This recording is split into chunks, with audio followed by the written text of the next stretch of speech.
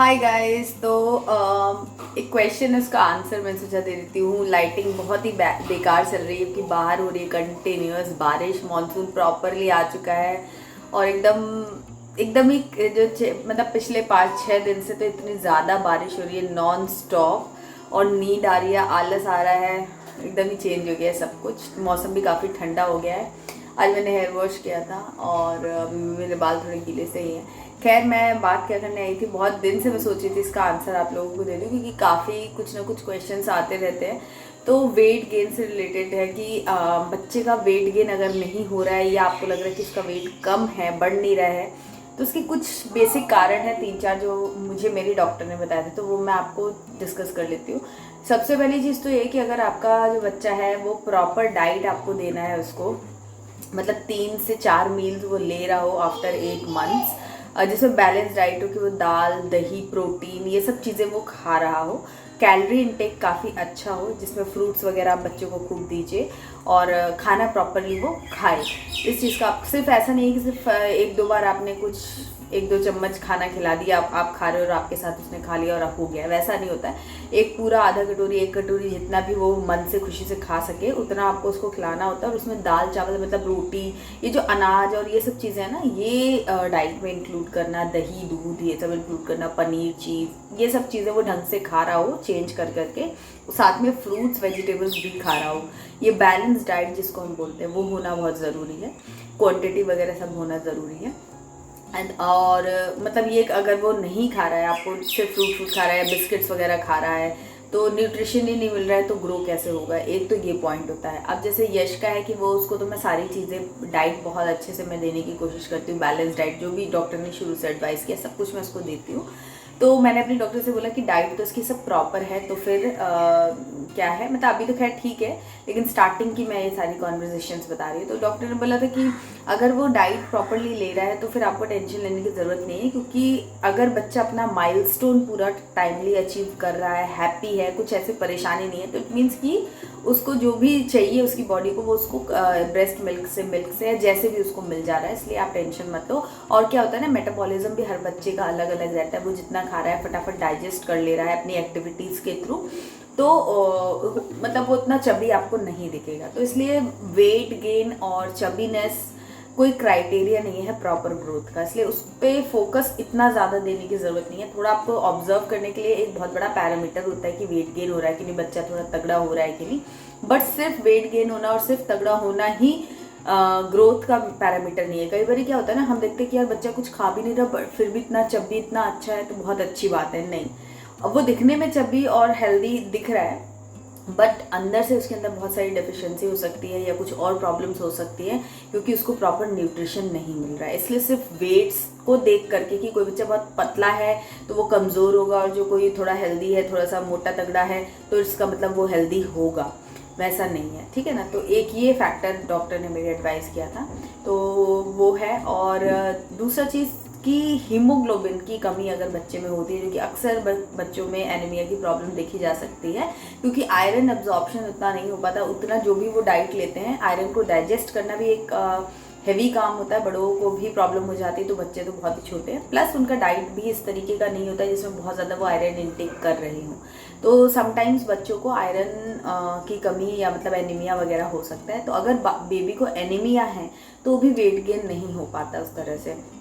तो ये भी चेक कराना, अगर आपको जैसे कंटिन्यूस प्रॉब्लम आ रही है तो डॉक्टर्स खुद ही एडवाइस करेंगे, और नहीं करेंगे तो आप भी एक बार डिस्कस कर सकते हो कि इसको कोई ऐसी प्रॉब्लम तो नहीं है।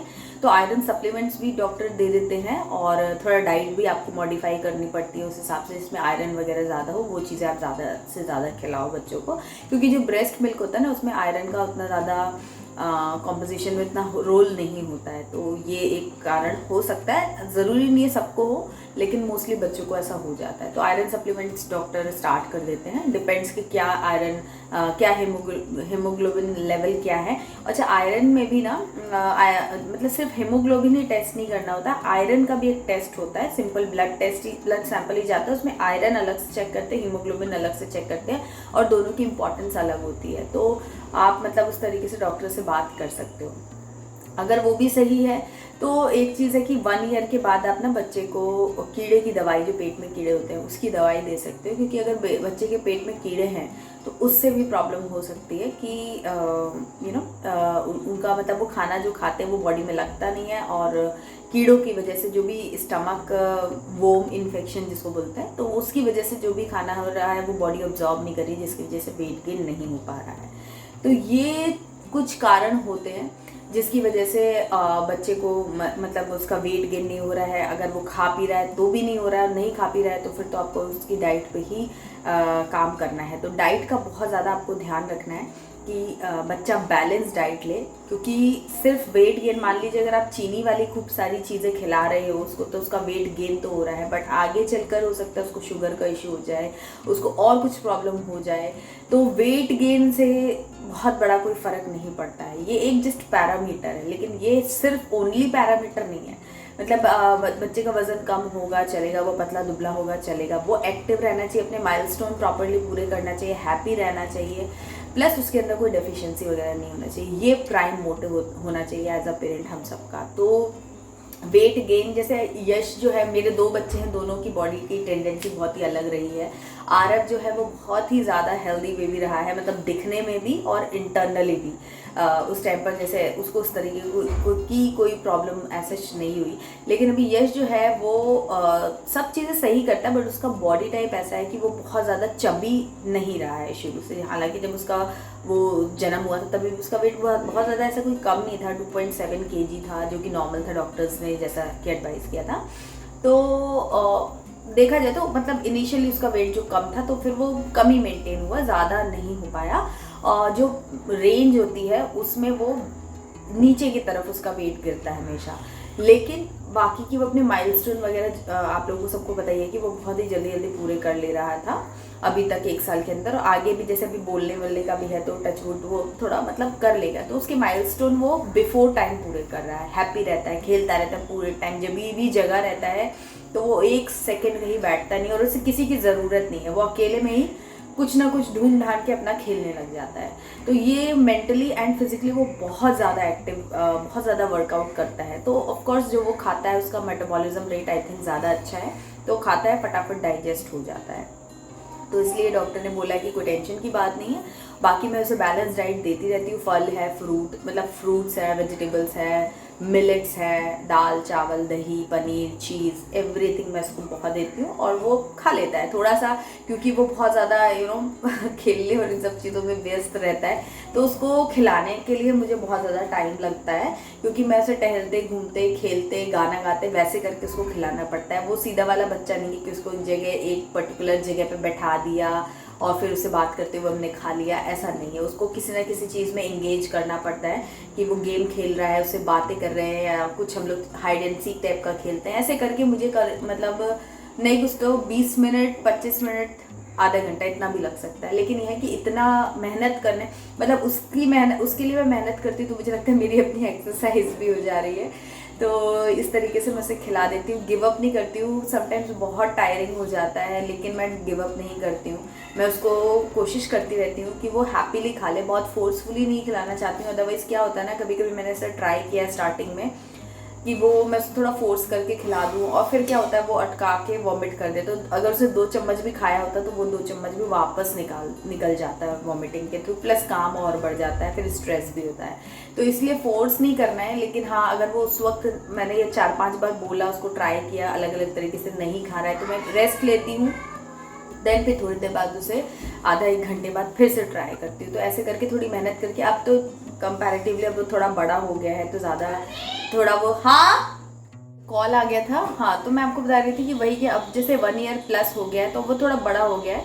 तो इनिशियली आपको 6 to 12 मंथ में ना बच्चे को खाना खिलाने में थोड़ी सी डिफ़िकल्टी आती है, बच्चे नहीं करते, बट आपको कंटिन्यूअस लगे रहना होता है, क्योंकि अगर यही बहुत मेन टाइम होता है। अगर अभी बच्चे नहीं खाने की प्रैक्टिस करते ना, चाहे वो थोड़ा ही खाएं, लेकिन आपको उनको प्रैक्टिस कराते रहना पड़ता है। ग्रेजुअली वो 1 साल के बाद ना थोड़ा थोड़ा चीज़ों को में सेट होने लग जाते हैं, तब फिर आपको दिक्कत नहीं होती है। अदरवाइज लेट चल के ना बच्चों के साथ बहुत प्रॉब्लम होती है कि उनको खाना खाने की हैबिट ही नहीं होती है, फिर उनका टमी साइज़ ही इतना छोटा रह जाता है कि वो जितना उनकी बॉडी को रिक्वायरमेंट है उतना खाना वो नहीं खाते। तो इसीलिए आप मतलब बहुत डिफ़िकल्ट होता है। मैं ये बात समझती हूँ। यश के साथ, आरव के साथ मुझे बिल्कुल डिफ़िकल्टी नहीं हुई थी खाने को लेकर के। यश के साथ में थोड़ा सा ये कि वो बहुत थका देता है, वो खुद तो खा लेता है लेकिन मैं थक जाती हूँ उसको खिलाकर। तो ये चीज़ मैं समझती हूँ कि हाँ, बच्चे समटाइम्स आपको परेशान कर देते हैं, लेकिन अगर आपने गिव अप कर दिया तो फिर आप समझो कि आपकी जो प्रॉब्लम है ना बहुत लंबे टाइम तक के लिए होने वाली है, क्योंकि फिर आपको बहुत दुख होगा कि बच्चा खाना नहीं खा रहा, बच्चा उनकी हैबिट ही नहीं पड़ती है ना। तो 3 साल पे 4 साल पे भी वो बहुत मुश्किल से सीखते हैं, बहुत बड़े हो जाते हैं तब जाके अगर समझे तो समझे, नहीं तो फिर स्कूल जा रहे हैं तो फिर टिफ़िन नहीं खाएंगे, क्योंकि वहाँ तो वो कोई फोर्स करने वाला भी नहीं है। तो इसीलिए शुरू में थोड़ी सी मेहनत आपको 6 to 12 मंथ तक में करनी पड़ती है। देन फिर जैसे उनका फर्स्ट बर्थडे हो जाता है, थोड़ी उनके पास समझ आती है, तो वो धीरे धीरे उस चीज़ के यूज टू हो जाते हैं, फिर वो ढंग से खाने लगते हैं। प्लस माइनस थोड़ा बहुत कम ज़्यादा हो सकता है, बट एक जनरल वे में बच्चे अपनी डाइट लेने लगते हैं। और जब वो अपनी डाइट लेने लगते हैं तो उनकी बॉडी को न्यूट्रिशन मिलता है, जो कि सबसे ज़्यादा इम्पॉर्टेंट है। वेट कौन पतला है मोटा है बच्चे का उतना ज़्यादा फर्क नहीं पड़ता है एज पर माई डॉक्टर। तो इन शॉर्ट मैं इसको कंक्लूड कर देती हूँ कि सबसे पहली चीज़ की डाइट जो है बच्चों की प्रॉपर होनी चाहिए। Number of meals, snacks, breakfast सब कुछ होना चाहिए, और बैलेंस डाइट होना चाहिए। मतलब प्रोटीन भी आप दे रहे हो, कार्ब्स भी आप दे रहे हो, ये चीज़ों का आपको ध्यान रखना है। फैट भी देना है, घी और ये सब चीज़ें भी देना है। किसी भी चीज़ को ओवर डू नहीं करना है कि भर भर के एक ही चीज़ दिए जा रहे हो आप। लिमिटेड अमाउंट में प्रोटीन, लिमिटेड अमाउंट में कार्ब्स, लिमिटेड अमाउंट में आपको फैट, ये सब चीज़ें आपको देनी है। सेकेंड चीज़ जो है वो कि हीमोग्लोबिन या आयरन लेवल्स जो हैं वो आप चेक करा लो कि बच्चे की बॉडी में प्रॉपर है, उनकी कोई डेफिशिएंसी वगैरह तो नहीं है। मोस्टली डॉक्टर खुद भी चेक कर लेते हैं, अगर नहीं करते तो आप उनसे डिस्कस कर सकते हो। थर्ड चीज़ जो है वो है कि बच्चों के पेट में कहीं कीड़े वीड़े का प्रॉब्लम तो नहीं है, वो भी आप चेक कर सकते हो। वो 1 ईयर के बाद आई थिंक डॉक्टर मेडिसिन देते हैं। मतलब मुझे यश को तो दिया है उन्होंने, उसके पहले का आई डोंट नो, मुझे आइडिया नहीं है, बट 1 ईयर के बाद तो डॉक्टर देते हैं। तो ये चीज़ें हैं। और थोड़ी सी आप बच्चों की एक्टिविटी पे ध्यान रखिए और ज़्यादा टेंशन मत लीजिए। बच्चों का वज़न जितना बढ़ना होगा, जितना उनका जैसा बॉडी टाइप है उस पर डिपेंड करता है। तो आई गेस मैंने सारे जो भी मेरे पास इन्फॉर्मेशन थी वो आपको दे दी है। आपके सारे डाउट्स जो थे उनको क्लियर करने में आपकी हेल्प की है। अगर आपको ये वीडियो पसंद आया तो लाइक ज़रूर करना, चैनल को सब्सक्राइब करना, और कमेंट करके मुझे ज़रूर बताना कि आपका कौन सा क्वेश्चन था, आपको कौन से क्वेश्चन का आंसर मिला इस वीडियो से, वो मुझे कमेंट करके बताना। और इंस्टाग्राम पर मुझे फॉलो कर लीजिए, वहाँ पर मैं बहुत सारी recipes and parenting related reels वगैरह भी शेयर करती हूँ, तो आपको वहाँ पर भी मज़ा आएगा। और बस चलिए, चैनल को सब्सक्राइब कर लीजिए। मैं मिलूँगी आपसे एक नए वीडियो में, तब तक के लिए बाय एंड टेक केयर।